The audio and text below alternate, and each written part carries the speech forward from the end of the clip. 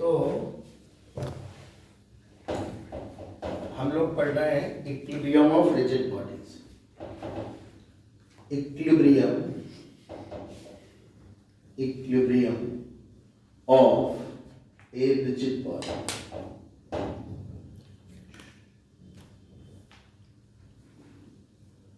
या हम mechanical equilibrium की बात कर रहे हैं। मैकेनिकल तो वर्क और एनर्जी में पार्टिकल के इक्विलिब्रियम के बारे में हम लोगों ने पढ़ा था बेटा। पार्टिकल का इक्विलिब्रियम क्या था कि उसमें हम लोग पार्टिकल की बात कर रहे थे और पार्टिकल का इक्विलिब्रियम तब होता था जब उस पर नेट फोर्स क्या हो है। लेकिन बॉडी में हम दो तरह के इक्विलिब्रियम पढ़ते हैं, एक ट्रांसलेशनल इक्विलिब्रियम, एक रोटेशनल। ठीक है ना।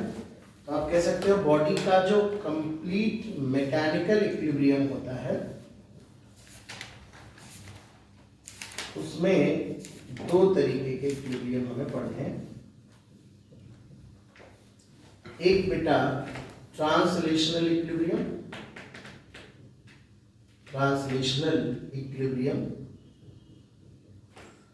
और दूसरा है रोटेशनल इक्विलिब्रियम। ट्रांसलेशनल इक्विलिब्रियम किसी भी बॉडी का तब कहते हैं जब उस बॉडी पे नेट फोर्स हो। ट्रांसलेशनल इक्विलिब्रियम तो किसी बॉडी, कोई बॉडी बच्चों ट्रांसलेशनल इक्विलिब्रियम में तब कहलाती है जब उस बॉडी पे नेट फोर्स जीरो हो।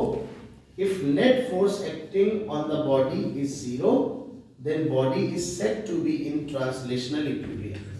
ठीक है, बॉडी ट्रांसलेशनल इक्विलिब्रियम में कहलाती है। और अगर ट्रांसलेशनल इक्विलिब्रियम में है तो नेट फोर्स जीरो होगा in all directions.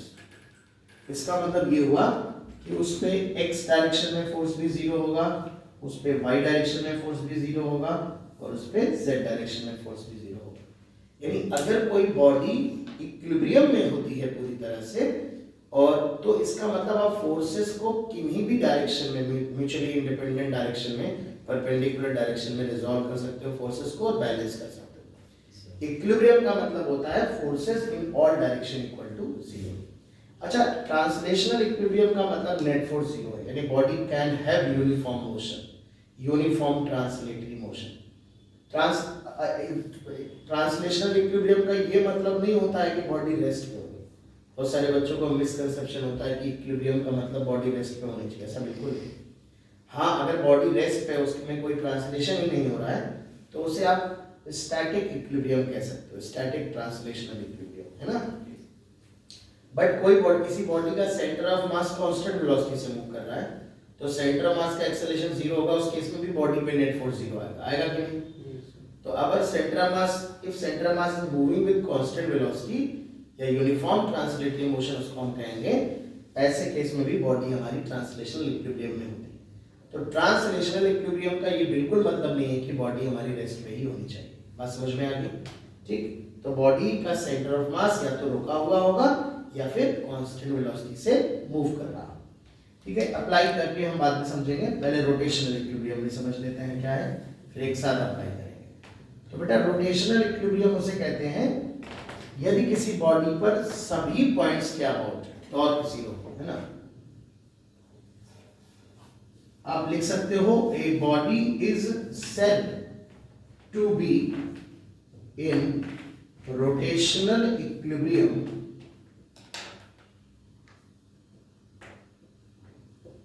if net torque on the body about all points is zero। अगर नेट टॉर्क बॉडी का सभी पॉइंट्स के अबाउट जीरो बेटा तो हम कहेंगे कि हमारे जो बॉडी है वो रोटेशनल इक्विलिब्रियम में मौजूद है। मतलब इसमें कोई ये कंडीशन नहीं कि एक पॉइंट के अबाउट जीरो है दूसरे के अबाउट जीरो नहीं। अगर बॉडी रोटेशनल इक्विलिब्रियम में है बच्चों तो सभी पॉइंट्स के अबाउट टॉर्क जीरो होना चाहिए, इनफैक्ट होगा। तो अगर हमें रोटेशनल इक्विलिब्रियम अप्लाई करना हो तो हम बॉडी के पे लगने वाला नेट टॉर्क किसी भी पॉइंट के अबाउट जीरो कर सकते हैं। अच्छा बताओ, किसी भी पॉइंट के अबाउट अगर जीरो कर सकते हैं, जब पॉइंट के अबाउट ही जीरो होगा तो सभी पॉइंट से पास होने वाली सभी एक्सेस के अबाउट ही जीरो होगा, क्योंकि पॉइंट के अबाउट जो टॉर्क होता है उसका एक्सेस की डायरेक्शन में कंपोनेंट ही एक्सेस के अबाउट टॉर्क होता है। तो मैं कह सकता हूं कि torque about all points is zero, torque about all axes is also zero, ठीक है ना, अगर बॉडी रोटेशनल इक्विलिब्रियम में। हाँ, किसी एक एक्सेस के अबाउट टॉर्क, अगर ध्यान दीजिए, किसी एक एक्सेस के अबाउट टॉर्क यदि जीरो है तो बॉडी, और अदर एक्सेस के अबाउट जीरो नहीं है, तो वो बॉडी उस एक्सेस के अबाउट पार्शियली कह सकते हो रोटेशनल इक्विलिब्रियम में, बट ओवरऑल वो बॉडी रोटेशनल इक्विलिब्रियम का मतलब होता है सभी पॉइंट्स और सभी एक्सेस के अबाउट जीरो। लोग कभी कभी ऐसा बुला देते हैं कि इस डायरेक्शन में बॉडी इक्विलिब्रियम में है, तो ऐसा कुछ होता नहीं है बॉडी के केस में। इक्विलिब्रियम या तो होता है या नहीं होता है ना, वो हम अपने कैलकुलेशंस करने के लिए पार्शियल इक्विलिब्रियम का नाम कभी कभी ले लेते हैं, बट इक्विलिब्रियम होता है तो पूरी तरह से होता है। किसी बॉडी पे अगर किसी भी डायरेक्शन में फोर्स आ जाएगा तो वो बॉडी इक्विलिब्रियम में नहीं होगी। इसी तरह से किसी भी बॉडी पे किसी भी एक्सेस के अबाउट टॉर्क आ जाएगा तो वो बॉडी रोटेशनल इक्विलिब्रियम में नहीं होगी, दैट्स ऑल, है ना।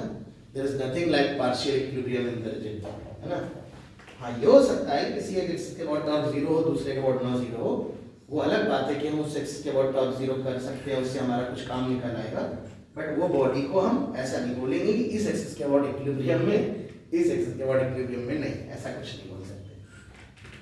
चलिए, तो इसको हम अप्लाई करना है। और जब दोनों इक्विलिब्रियम बेटा किसी बॉडी में एडजस्ट करेंगे, फिर इसमें भी वही बात है कि रोटेशनल इक्विलिब्रियम का ये मतलब है कि नेट टॉर्क जीरो होगा, यानी रोटेशनल मोशन में चेंज नहीं होगा। आप ये कह सकते हो कि एक बॉडी या तो रोटेट ही नहीं कर रही होगी तो भी रोटेशनल इक्विलिब्रियम में है, there will be no rotational motion at all, या यूनिफॉर्मली रोटेट कर रही होगी, है ना, उसके रोटेशनल मोशन में किसी तरह का चेंज नहीं आएगा, तो हम कह पाएंगे कि उसमें टॉर्क जीरो है। बात समझ गए?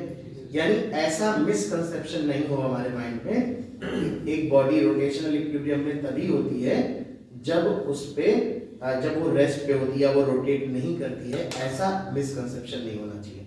Rotating object can also be in rotational equilibrium, ठीक है ना, but it must be rotating uniformly, okay.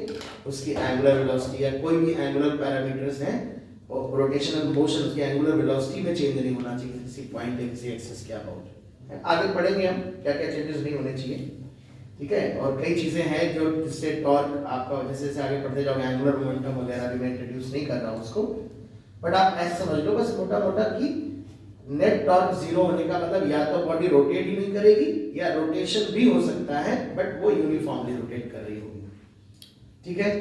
तो यदि किसी बॉडी में कंप्लीट मैकेनिकल इक्विलिब्रियम है, जैसे मान लो कोई बॉटल है, ये बॉटल रखी हुई है रेस्ट पे, या मैं खड़ा हुआ हूँ रेस्ट पे वैसे, तो अब तो पक्का है कि ना तो मेरा सेंटर ऑफ मास ट्रांसलेट कर रहा है, ना मेरी बॉडी किसी एक्सेस के अबाउट रोटेट कर रही है। तो डेफिनेट सी बात, अगर मेरी बॉडी में टॉर्क होता तो वो रोटेट कर जाती किसी न किसी एक्सेस के अबाउट। बताओ भाई। तो इसका मतलब ये हुआ कि अगर कोई बॉडी परमानेंटली रेस्ट पे है, लंबे समय से रेस्ट पे है, इसका मतलब उस पे नेट फोर्स भी जीरो होगा और नेट टॉर्क भी जीरो होगा। That body must be in complete mechanical equilibrium, ठीक है। चलो, तो अब हम लोग थोड़ा सा इसको अप्लाई करते हैं कि कैसे हम लोग इसके क्वेश्चंस करते हैं। बहुत ही सरल सवाल बनते हैं, थोड़े से अच्छे भी कह सकते हो।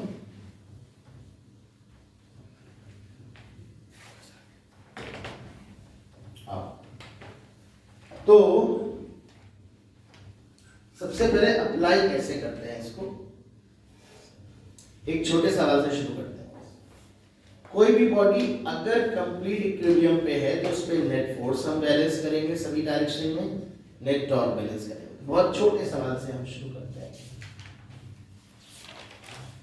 जैसे मान लेते हैं कि हमारे पास एक रॉड है जिसका मास m है, लेंथ इसकी l है, इसको दो स्प्रिंग से कनेक्ट कर दिया है। ये लेंथ जो इधर से निकली हुई है l/5 है, पूरी लेंथ रॉड की AB एक रॉड है, C पॉइंट पे हमने कनेक्ट किया है थ्रेड को, तो जो बी सी है वो L/5 है। ऐसे रॉड हॉरिजॉन्टल है, इक्विलिब्रियम में है, परमानेंटली रुकी हुई है। तो रॉड जो है हमारी is in equilibrium, is in static condition. Find out tensions in the strings.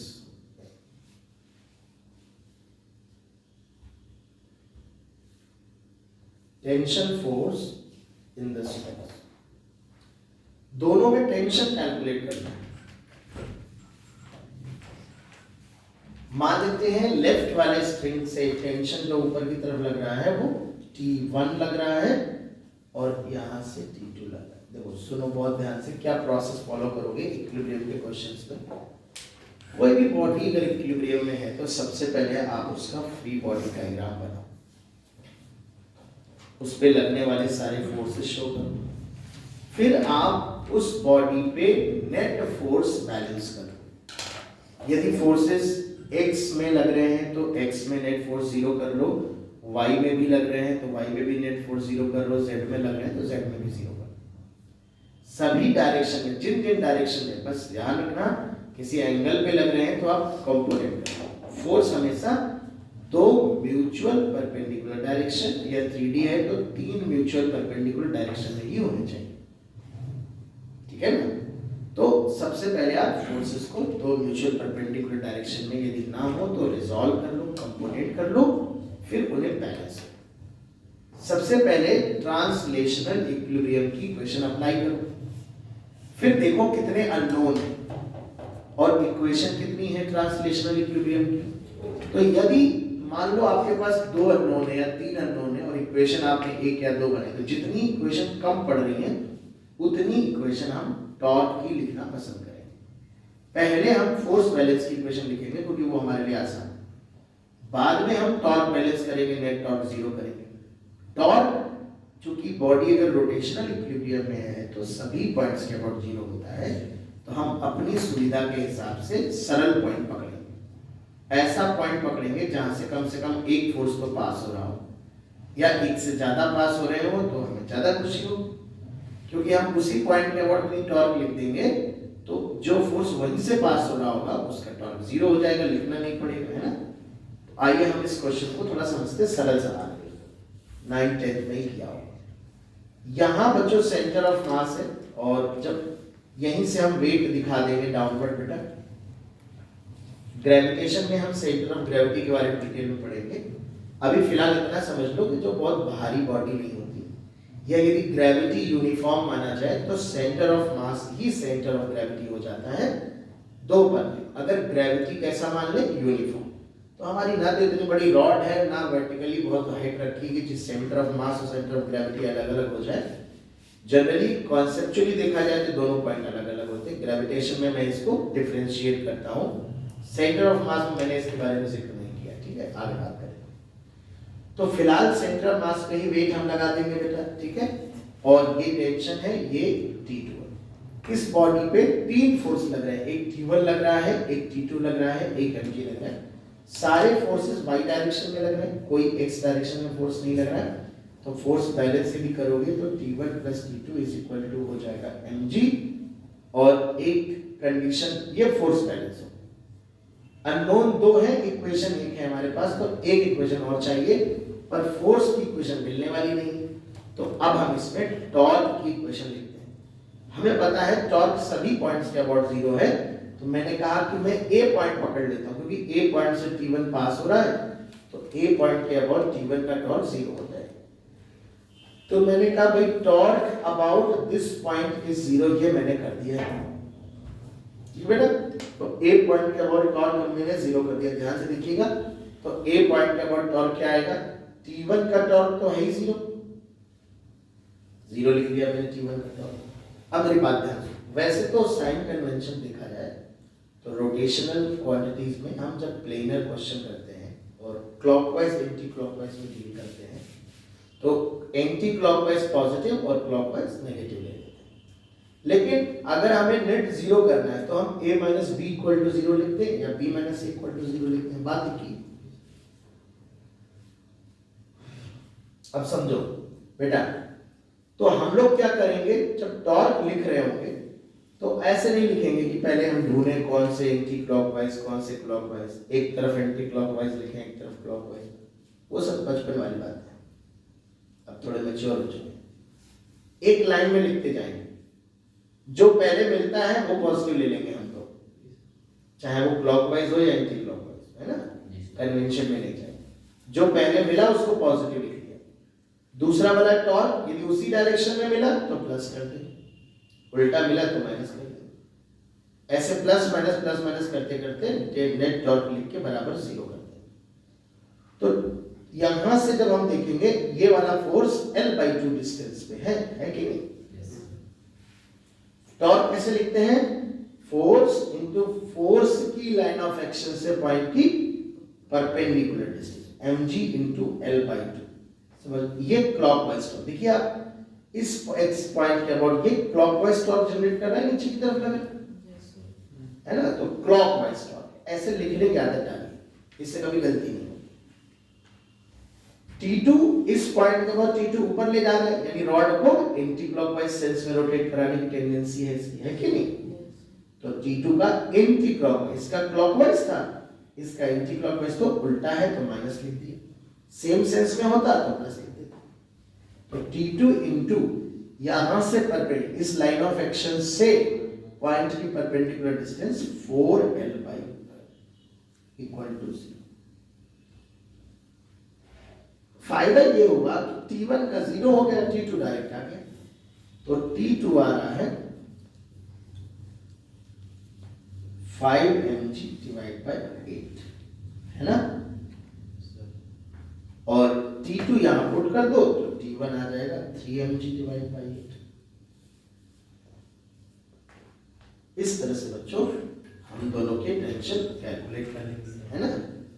तो इस तरह से हम अप्लाई करते हैं। सबसे पहले फ्री बॉडी डायग्राम बनाना है, फिर फोर्स बैलेंस की इक्वेशन लिखनी है, फिर अननोन देखना कितने ज्यादा है, कितनी इक्वेशन और चाहिए उतनी टॉर्क की इक्वेशन लिखनी है। चलिए एक सिमिलर सवाल करिए आप लोग, इसको ट्राई करिए। यहां पर दो नाइफ एज सपोर्ट में एक प्लैंक हमने रख रखा है,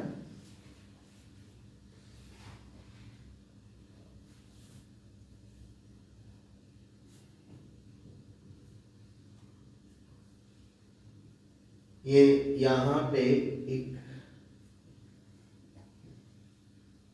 मैन खड़ा है जिसका मास स्मॉल m है, प्लैंक का मास कैपिटल M है बच्चों, ये इसका सेंटर ऑफ मास है प्लैंक का, जहां से इस सपोर्ट की डिस्टेंस L1 और इस सपोर्ट की डिस्टेंस L2 है। इस नाइफ एज से लगने वाला नॉर्मल रिएक्शन N1 है, इस नाइफ एज से लगने वाला नॉर्मल रिएक्शन N2 है, प्लैंक का मास m है, ग्रेविटी डाउनवर्ड g है। आप और ये जो आदमी खड़ा है इस सपोर्ट से x डिस्टेंस पे, तो find out N1 as a function of x, N2 as a function of x।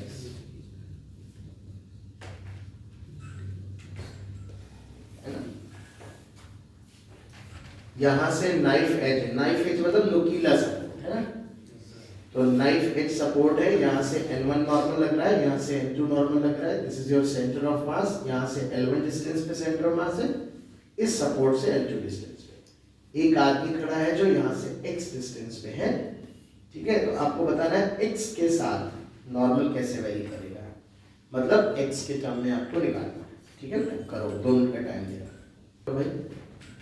तो इस सवाल को सबसे पहले हम इस प्लैंक का फ्री बॉडी डायग्राम अगर बच्चों बनाएं, देखो ये प्लैंक है हमारा, यहां से एक नॉर्मल रिएक्शन लग रहा है N1 ऊपर की तरफ, एक नॉर्मल रिएक्शन लग रहा है N2 ऊपर की तरफ, और एक mg लग रहा है। ये वाली जो डिस्टेंस दी गई है ये L1 है, ये वाली डिस्टेंस L2 है, यहां एक आदमी खड़ा हुआ है।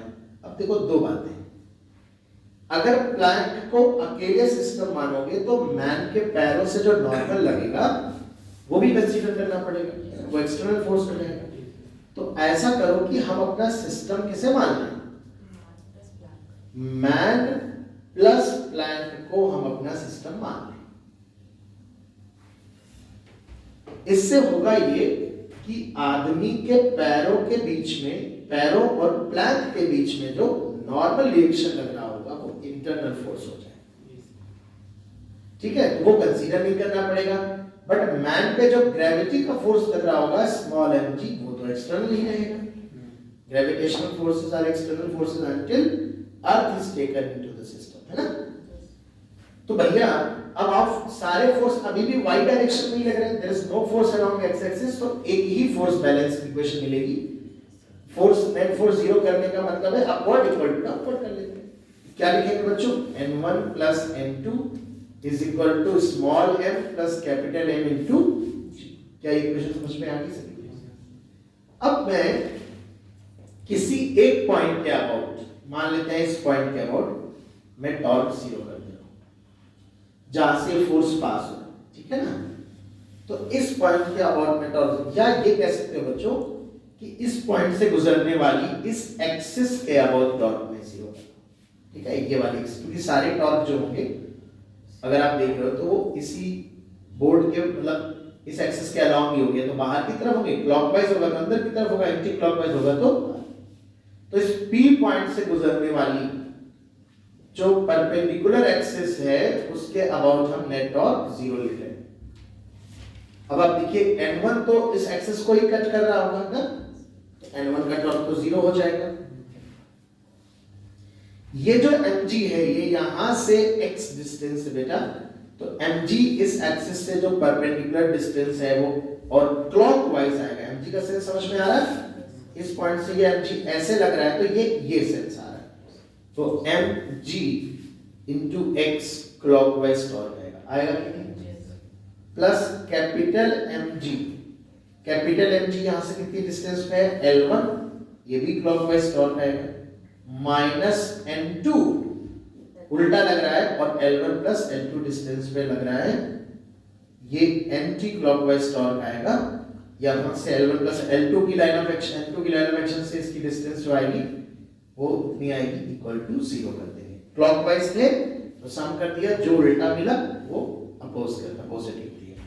कन्वेंशन नहीं फॉलो कर रहे हैं हम लोग, जो पहले मिल रहा है उसको पॉजिटिव साइन के साथ लिख रहे हैं, सामने वाला दूसरा वाला ये उल्टा है तो माइनस कर रहे हैं।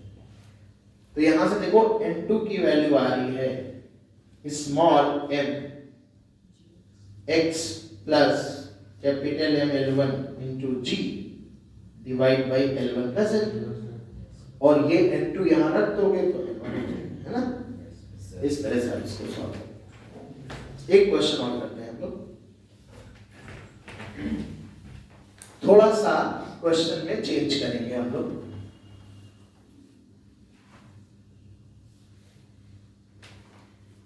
ये मान लेते हैं हमारे पास एक फिक्स्ड वॉल है, फिक्स्ड स्मूथ वॉल है,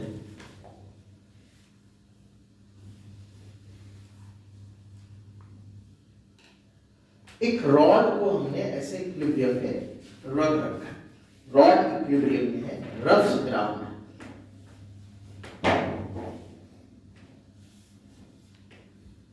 ये एंगल थीटा है, रॉड का मास m है, लेंथ l है, और ये फिक्स्ड स्मूथ वॉल है, ग्राउंड है, ग्रेविटी डाउनवर्ड है।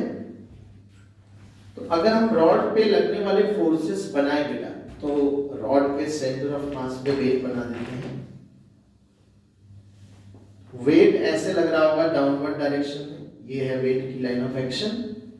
यहां पे नॉर्मल रॉड पे कैसे लग रहा होगा बता सकते हो?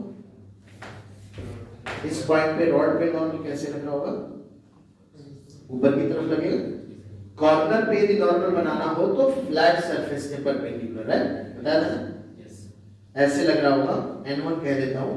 यहां पर इस तरह से वॉल के परपेंडिकुलर लग रहा होगा, हमें सिर्फ रॉड पे लगने वाले फोर्स चाहिए। अच्छा, ये यहां तो फ्रिक्शन है नहीं, यहां पे फ्रिक्शन है। फ्रिक्शन की डायरेक्शन क्या है बताओ?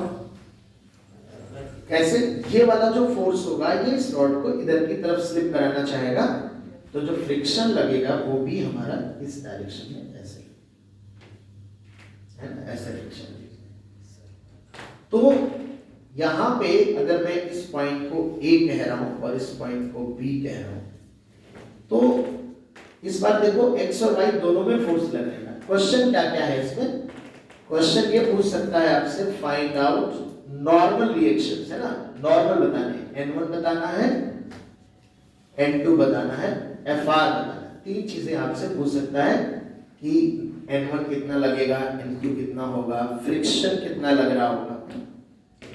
एक चीज और पूछता है, कंडीशन बतानी ऑन म्यू एस गिवन नहीं है, ओके, बट म्यू एस में कंडीशन बतानी है फॉर नो स्लिपिंग। ये स्लिप नहीं कर रहा है, मतलब यहां से फिसल नहीं रहा, इक्विलिब्रियम में है, तो म्यू एस में कंडीशन क्या होगी, theta given parameters. Mu S देके थीटा की कंडीशन भी पूछ सकता है ना, तो आपको म्यू एस की कंडीशन बतानी है इन टर्म्स ऑफ थीटा, कि म्यू एस की क्या रेंज होनी चाहिए ताकि ये ऐसे इक्विलिब्रियम में बना रहे और इसका जो एंड ग्राउंड पे है वो स्लिप ना करे, ठीक है ना। तो थोड़ा एक बार ट्राई कर लो जरा। तो कैसे किया आप लोगों ने, कुछ लोगों ने कर लिया भाई। सबसे पहले तो हम y में फोर्स बैलेंस करेंगे, तो एक N1 ऊपर लग रहा है, mg नीचे लग रहा है, एक इक्वेशन लिखेंगे N1 equal to mg, horizontal direction में भी फोर्स लग रहा है, तो N2 इज इक्वल टू क्या आएगा, Fr। दो फोर्स बैलेंस की इक्वेशन मिल गई है, ट्रांसलेशनल इक्विलिब्रियम। भाई रॉड रुकी हुई है बेटा, रॉड हमारी कंप्लीट मैकेनिकल इक्विलिब्रियम में है, ट्रांसलेशनल इक्विलिब्रियम भी होना चाहिए, रोटेशनल भी होना चाहिए। तो फोर्स भी हमने x y में जीरो कर लिए, है ना, टॉर्क भी जीरो करेंगे सभी पॉइंट्स के पॉइंट, लेकिन हमारे पास अननोन है तीन, N1 N2 Fr, और इक्वेशन है तो एक ही और चाहिए इक्वेशन, तो एक पॉइंट पकड़ लेते हैं, सबसे बढ़िया पॉइंट A,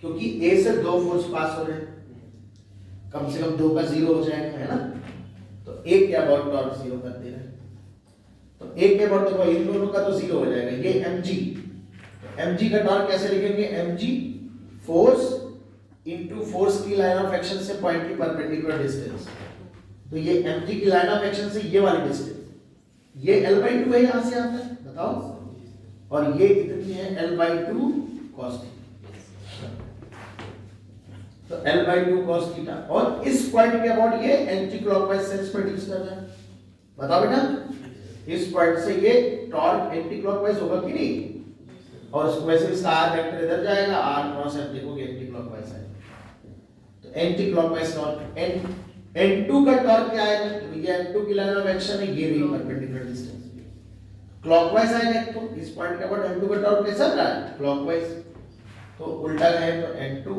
और ये परपेंडिकुलर डिस्टेंस इसके बराबर होगा L sin थीटा के बराबर होगा कि नहीं, तो L sin theta equal to 0, तो n2 यहां से आ रहा है mg upon 2 cos upon sin cot theta ऊपर ले आ रहा कि नहीं, n2 यहां से आ गया, n2 ही Fr है, तो फ्रिक्शन भी यहां से आ गया, स्टैटिक फ्रिक्शन लग रहा होगा mg cot theta by v, N1 पहले से ही आ गया mg के बराबर, बताओ नहीं बताओगे।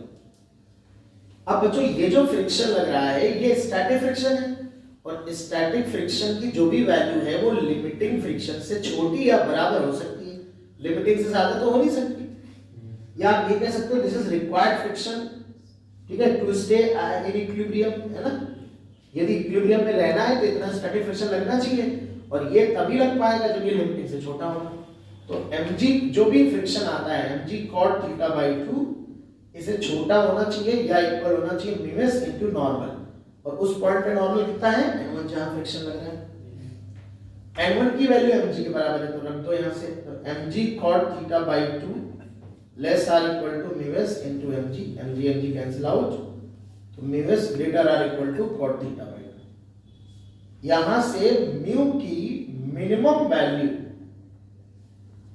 cot थीटा बाई 2 आए, म्यू की minimum value cot theta by 2 आए, अगर कभी म्यू मिनिमम पूछे।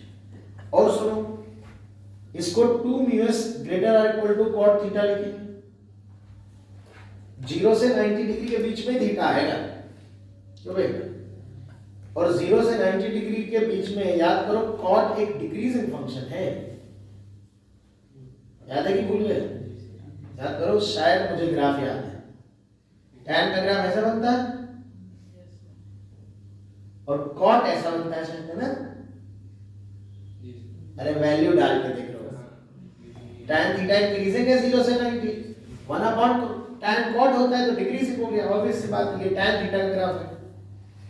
इस अब मैं कहना क्या चाहता हूं, अगर मैं थीटा में निकालूं कंडीशन, कई बार बच्चों को लगता है कि म्यूएस ग्रेटर और इक्वल टू है तो theta less or equal to, यहां पे cot theta less or equal to आ रहा है 2 म्यूएस, तो theta less or equal to cot inverse 2 mu s नहीं आएगा। फंक्शन जब डिक्रीजिंग होता है तो इनइक्वालिटी चेंज हो जाती है। यानी अगर मैं इसमें कॉट इनवर्स लिख लूं तो इनइक्वालिटी उल्टी हो जाएगी, थीटा आ जाएगा। यानी कि थीटा की भी मिनिमम वैल्यू ये है, थीटा भी बड़ा होना चाहिए इससे। अगर थीटा घटाते चले जाओगे तो फिसल जाएगा। काटते किस बात की बात को समझ पा रहे हो? तो म्यू में भी ग्रेटर आर इक्वल टू, यानी थीटा यदि दिया होगा तो म्यू की मिनिमम वैल्यू ये आएगी, और म्यू यदि दिया है तो थीटा की भी मिनिमम आएगी, मैक्सिमम ना आएगी। इनइक्वालिटी उल्टा होगा तो बच्चों को ये लगेगा इस एंगल से बड़े एंगल पे स्लिप करेगा, जबकि एंगल घटाने से स्लिपिंग के चांसेस बढ़ेंगे, है ना? तो दोनों म्यू गिवन होगा तो थीटा की मिनिमम वैल्यू होगी, थीटा गिवन होगा तो म्यू की मिनिमम वैल्यू पूछेगा आपसे।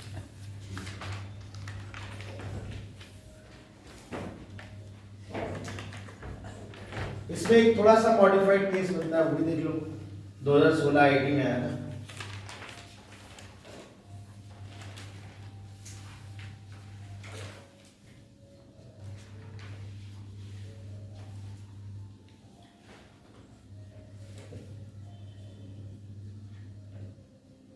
Fixed wall.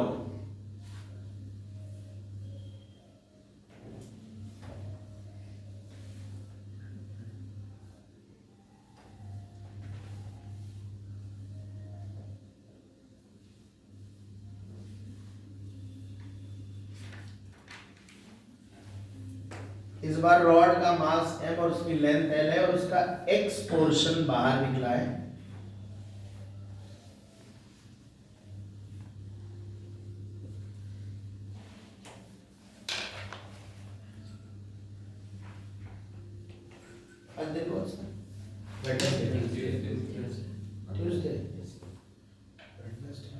मंडे से करंट पढ़ाएंगे, मंडे से ऑनलाइन क्लास 7:40 से घर में बैठ के 7:30 से 9:30 अटेंड कर लिया करना। हालांकि क्लास 10 तक होती है, अगर 9:30 पे मैथ आनी भी है तो वो लेक्चर रिकॉर्डेड रहता है, मैं लिंक दे दूंगा, वो लिंक आधे से 9:30 तक देखना। 9:30 के बाद आधा घंटे का या मैथ पढ़ने चले जाना, फिर वो आधा घंटे का रिकॉर्डेड देख लिया करना। यस बेटा, ज्वाइन करनी है, मैं वहाँ पर पूछूंगा तुम्हारा नाम, रिप्लाई है मैसेज।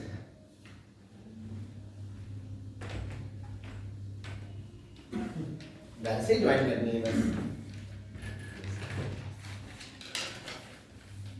मुँह हाथ धो के चाय बैठ जाए करना।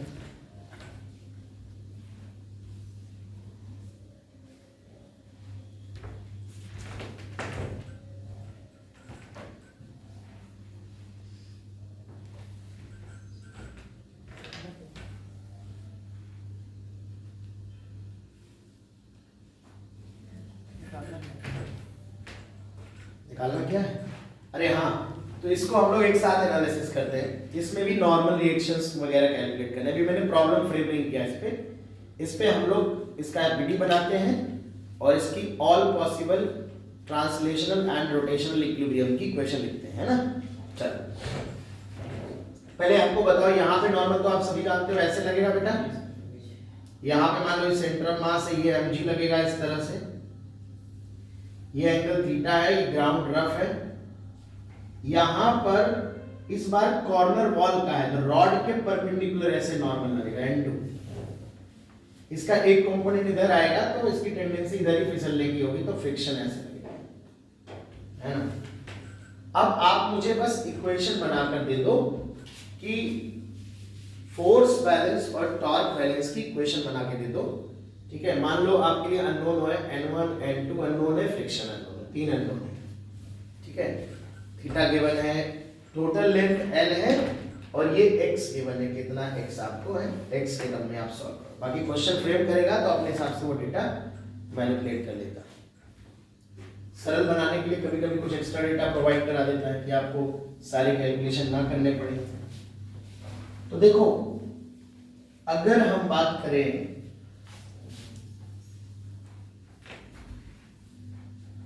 अगर हमें फोर्स बैलेंस करना है तो ये वाला फोर्स जो लग रहा है ना तो ये x में ना y में, ये y में, ये x में, ये y में है ना, वर्टिकल हॉरिजॉन्टल है। तो इसके हम दो कंपोनेंट कर लें, नहीं कर सकते क्या?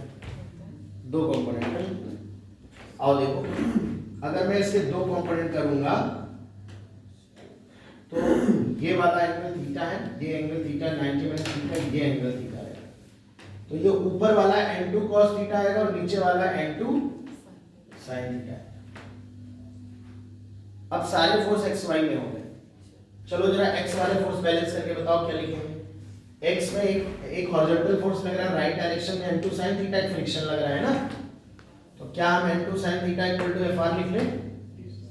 बताओ भाई, y डायरेक्शन में देख के बोलो क्या लिखें। y डायरेक्शन में ऊपर की तरफ कौन कौन लग रहा है ये देखो, n1 plus n2 cos theta is equal to mg। Force balance की दो इक्वेशन बन गई। अननोन कितने हैं? 3, n1 n2 Fr, theta given है सपोज, ठीक है। अब टॉर्क बैलेंस लिखते हैं तो यही पॉइंट बेटर रहेगा क्योंकि इस पॉइंट पे दो दो फोर्स लग रहे हैं, एक पॉइंट के अबाउट टॉर्क जीरो कर लेते हैं।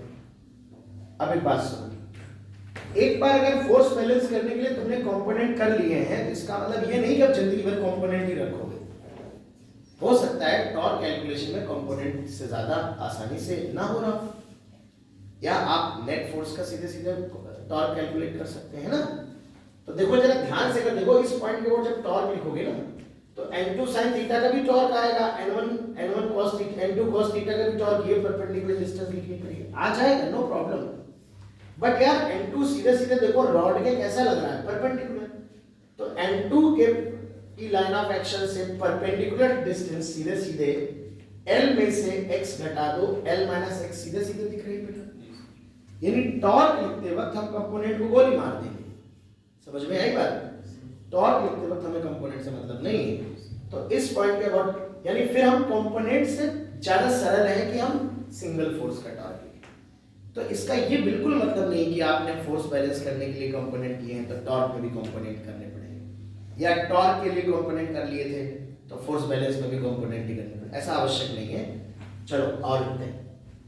तो n1 का टॉर्क 0, फ्रिक्शन का 0, mg का टॉर्क नहीं आएगा, mg l/2 cos theta anti clockwise direction में, ये वाली डिस्टेंस l/2 होगी, ये l/2 cos थीटा होगी, ये ऐसे जा रहा है तो एंटी क्लॉकवाइज सेंस आएगा बेटा इस फोर्स का, इसके अबाउट n2 का क्लॉकवाइज सेंस आएगा, right, n2 into l minus x, तो माइनस का n2 into l minus x, this is equal to 0।